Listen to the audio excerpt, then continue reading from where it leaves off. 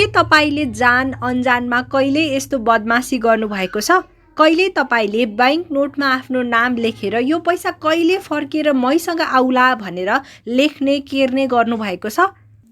या हार्टको emoji, smiley, Ram plus Sita लेख्नु भएको? यो सुन्दा सानो कुरा लाग्न सक्छ, तर यो हाम्रो कानुनको नजरमा अपराध हो नि।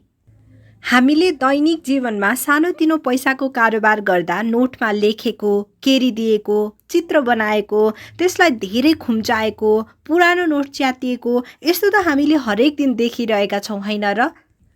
तर मुलुकी अपराध संहिता 2074 को मुद्रा सम्बन्धी कसुरको दफा 263 मा बैंक नोट वा सिक्का जलाउन, गाल्न, च्यात्न वा बैंक नोटमा लेख्न नहुने प्रावधान छ। यसको उपदफा 1 मा भनेको छ, अधिकार प्राप्त अधिकारीको आदेश बिना कसैले मुद्राको रूपमा गाइए भएको बैंक नोट वा सिक्कालाई जलाउन वा त्यसलाई काम नलाग्ने गरी गाल्न वा च्यात्न हुँदैन। उपदफा 2 मा भनेको छ, कसैले बैंक नोटमा लेख्न वा केर्न हुँदैन।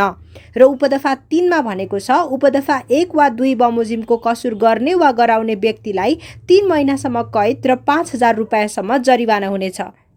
त्यसैले यदि तपाईहरूले पनि नोटमा लेख्ने, केर्ने, च्यात्ने काम गर्नुभएको छ भने आजदेखि यो बानी हटाउनुहोस्। आजदेखि नोटलाई कागज जस्तो होइन, राष्ट्रको सम्पत्ति जसरी सम्मान गरौँ।